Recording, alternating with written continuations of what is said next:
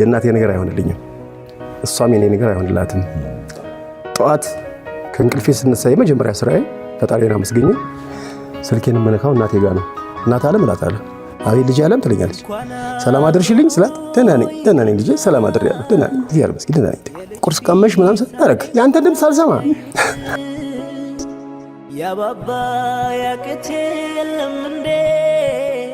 እንዲህ በቀን ሁለቴ ድምፁን መስማት የለመደች እናት፣ ያለሱ ድምፅ እህል እንኳን መቅመስ የማይሆንላት እናት ይህን የልጇን ህልፈት ስትሰማ እንዴት ሆነ ይሆን? እና የእናቴና የኔ አታችመንት በጣም ትንሽ ከሌላው ይለያል። ሁሉም እናቱን ይወዳል፣ የኔ ይለያል በጣም እናት ትንሽ ቢልኝ።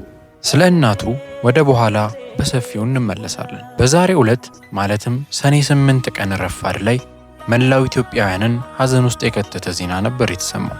ከቅርብ ጊዜ ወዲህ የሰውነት ክብደቱ ከመጠን በላይ እየጨመረ መጥቶ የነበረውና በተለያዩ ሚዲያዎች ላይ ቀርቦ ይህን ክብደቱን በአጭር ጊዜ ውስጥ ከ10 ኪሎ በላይ መቀነስ መቻሉን በኩራት እየተናገረ የነበረው አንጋፋው ድምፃዊ ሰማኸኝ ብለው ለጊዜው በግልጽ ባልታወቀ ህመም ምክንያት ከዚህ ዓለም በሞት መለየቱ ተሰምቷል። አብዛኛው ሰውም የህልፈቱ ምክንያት በግልጽ አይነገር እንጂ ከዚህ ቀደም የምንወደው አርቲስት ነፃነት ወርቅነህን እንደነጠቀን የጉበት ላይ ስብ መከማቸት ወይም ፋቲ ሊቨር ሊሆን እንደሚችል ግምታቸውን እየገለጹ ይገኛሉ።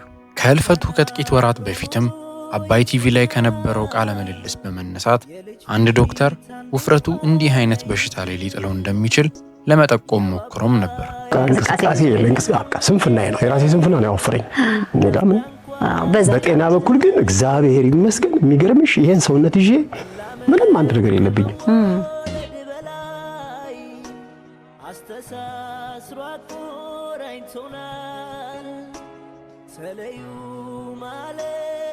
ሰሜ በተጫዋችነቱና በአስቂኝ ገጠመኞቹ እጅግ ይታወቃል።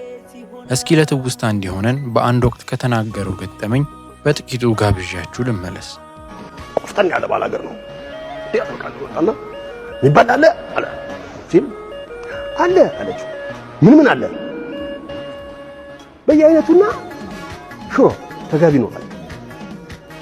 ከነጥ አርገኝና እንደዚህ እስኪ በየአይነቱ ያልሽውን አምጪ ብሎ ቁጭ አለ ከጎኔ። አላወቀህም? አልለየኝ። እሺ ቁጭ አለ። በየአይነቱ ቀረበለት። ከዛ በኋላ ጎመን፣ ሰላጣ ምናምን ቲማቲም ዋን በጣም እንዲህ በዚህ ነው አጣቱ ገፋ አደረጋት። አስተዋለው ምግቡን። ስንት ነው አንቺ? ሳይበላው አዎ በእጁ እንዲህ ነካክቷታል። ሌላውን አይደል። ስንት ነው አንቺ አለ። 30 ብር ትለዋለች ከውስጥ። እኔ ሳቅ ያፍኖኛል፣ ምክንያቱም ይሄ ሰውዬ በእጁ ነካክቷታል። ምን ሊያደርግ ነው? 30 ብር ትለዋለች። አየው አሁን ምግቡና ገልመጥ አድርጎ አሰናባለሁ አላት። ይላል ሴትዮዋ አይቻልም ትለዋለች ከውስጥ። እሱ አራታይ ነው ብለው ደገሙ። በቃ እኔ አልቻለሁኝም፣ ሳቅሁኝ። ስስቅ ምን ነው ጌታው ዋጋ መከራከር በሀገራችን ያስቃል ያለኝ።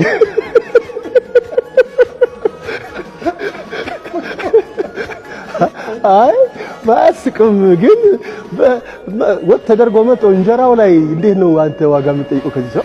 እና እኔ አርገሽ አምጪ ብያታለሁ ነው ብቻ ተመጣው ብሩጥ አለኝ።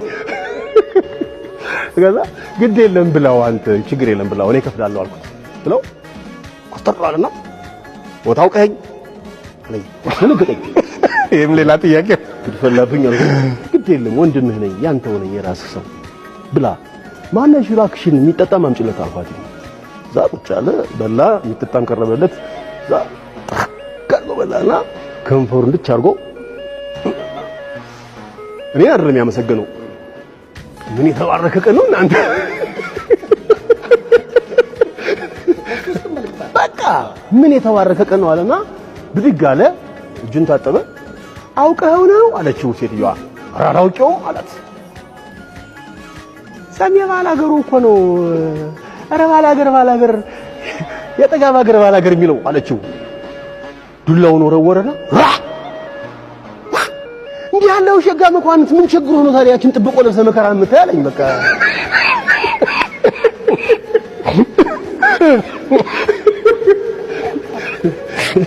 እንግዲህ ህይወት እንዲህ ናት። ሁሌም አለን ብለን መቆየት የማንችልባት አሁንን እንጂ በኋላን ዛሬን እንጂ ነገን የማናውቅባት ናት። ሰሜ በአንድ ወቅት ኢቢኤስ ላይ ኢንተርቪው የሚደረግበት ጊዜ ስለ እናቱ እንዲህ ሲል ተናግሮ ነበር። ሰሜ ጠዋት እናቱ ቡና አፍልተው ለመጠጣት የሰሜ ስልክ ካልተነሳ አይጠጡም። ሰሜም ደግሞ በቀን 2 እናቱ ጋር ሳይደውል አያድርም አሉ ውስጥ አዋቂዎች። ምን ያህል እውነት ነው? ማነገርሽ እኛ እኮ እናጣለን፣ ደውላለን፣ ቼክ እናደርጋለን። የእናቴ ነገር አይሆንልኝም፣ እሷም የኔ ነገር አይሆንላትም። ጠዋት ከእንቅልፌ ስነሳ የመጀመሪያ ስራዬ ፈጣሪን አመስግኜ ስልኬን የምነካው እናቴ ጋር ነው። እታለም ጋር? አዎ እናት አለም፣ እናት እምዬ ነው የምላት። እናት አለም እላታለሁ። አቤት ልጅ አለም ትለኛለች። ሰላም አድርሽልኝ ስላት ደህና ነኝ ልጄ፣ ሰላም አድሬያለሁ፣ ደህና ነኝ፣ እግዚአብሔር ይመስገን ደህና ነኝ። ቁርስ ቀመሽ ምናምን ሳደርግ የአንተን ድምፅ ሳልሰማ አንተን ሳልሰማ አሁን ቡናይቱን እጠጣለሁኝ፣ ድምፅህን ሰማሁኝ፣ በል ማታ ደውልልኝ ትላለች። ማታም እንደዛው ነው። እና የእናቴና የኔ አታችመንት በጣም ትንሽ ከሌላው ይለያል።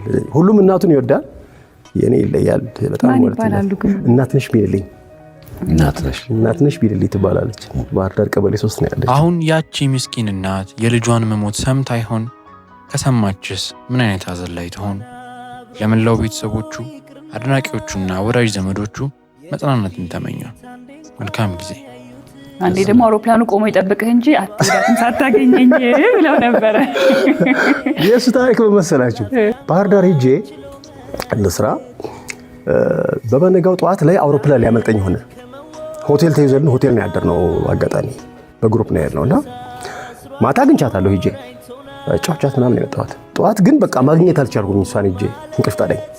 ፕሌን ደግሞ ሊያመልጠኝ ነው እና እናት አለም አልኳት። አቤት ልጅ አለም አለች። በቃ ምንም አልቻልኩም፣ መምጣት አልቻልኩኝም። አሁን በጓደኞቼ ጋር ልሄድ ነው ወደ አዲስ አበባ ስላት ቡናይቱን አቅርቤ እየጠበቁ አለች። አይ ሚ አውሮፕላን ያመልጠኛል ስላት ጠብቀኝ በለው የታባቱ ደግሞ ጠብቀኝ በለው አለች። ኮቪድ ጊዜ ደግሞ አንዴ ምን አደረገችኝ? እምዬ መጥፎ በሽታ መጥቷል፣ እባክሽን ተጠንቀቂ፣ በቃ ከቤት አትውጪ አልኳት። እንዴ ልጄ ከቤት ሳይወጣ እንዴት ይኖራል አለችኝ። በቃ አትውጪ፣ ምን ያደርግልሻል? የምትፈልጊውን ነገር በሙሉ ብርቱካን እሷ እየገዛችልሽ ትምጣ አልኳትኝ እህቴን ስላት እኔ እንደው ልጄ እንደው አይኔ አይቶት ራሴ ካልሸመትኩት ምንም አይጥመኝም። ምን ሰምተህ ነው አለችኝ። አይ አዲስ ጉንፋን መጥቷል፣ በቃ የሚገል ነው ኮቪድ የሚባል አልኳት። ወዲድ አለችኝ። አዎ ወዲድ ምንድነው የሚያደርግ አለችኝ። በቃ ገዳይ ነው አልኳት። እና ምንድነው መድኃኒቱ አለችኝ። ቤት መሰብሰብ፣ አፍን መሸፈን፣ እጅን መታጠብ ምናምን አልኳት። በቀደም እኮ ዘይት ልገዛ ወጥቼ ሁሉም አፉን አፍ ደፍሮ ምን ሸቷቸው ነው እናንተ ላለሁ